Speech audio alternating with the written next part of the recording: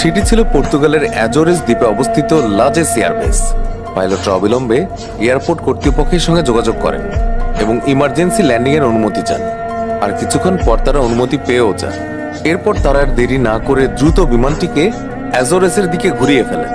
কিন্তু এরই মধ্যে ক্যাপ্টেন পিসে জানতে পারেন যে প্লেন থেকে প্রতি সেকেন্ডে 1 গ্যালন করে ফুয়েল কমে যাচ্ছে, আর এখন তাদের কাছে মাত্র 7 টন ফিউয়েলই অবশিষ্ট আছে, যা দিয়ে প্লেনটি এখন আর মাত্র আধ ঘন্টায় উঠতে পারবে।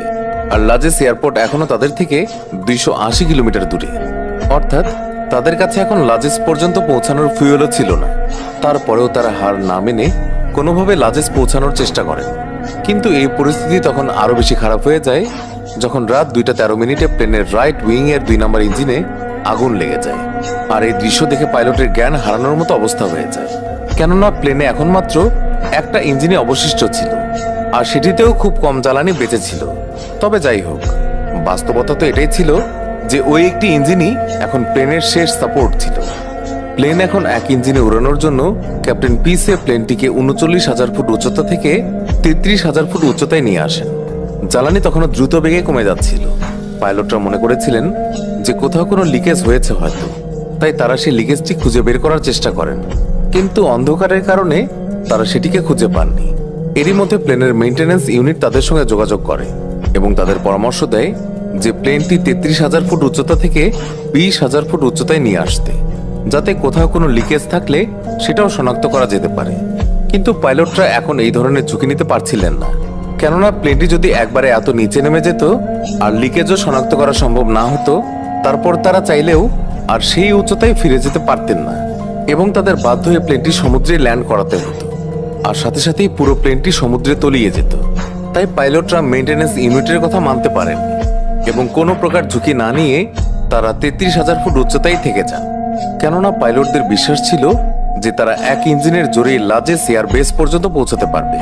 অন্যদিকে বিমান কর্তৃপক্ষ রানওয়েতে পুরো প্রস্তুতি নিয়ে রেখেছিলেন যাতে প্লেনটি ল্যান্ডিং এর সময় কোনো রকমের ঝুঁকি না থাকে।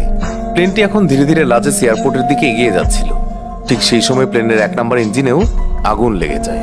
সেই সাথে তখন এটাও নিশ্চিত হয়ে যায় যে প্লেনে কোথাও না কোথাও লিকেজ অবশ্যই রয়েছে। কিন্তু এখন নিশ্চিত হয়েও কোনো লাভ ছিল না, কেননা প্লেনের 2টি ইঞ্জিনই এখন নষ্ট। ইঞ্জিন নষ্ট হয়ে যাওয়ার সাথে সাথেই পুরো প্লেনের ইলেকট্রিসিটি সাপ্লাই বন্ধ হয়ে যায়। এর ফলে প্লেনে থাকা সমস্ত যাত্রীরা খুবই ভয় পেয়ে যায়। তবে র্যাম এয়ার টারবাইনের সাহায্যে ককপিটে তখনও ততটুকু ইলেকট্রিসিটি তো ছিল যা দিয়ে প্রয়োজনীয় ইকুইপমেন্ট চলতে পারে।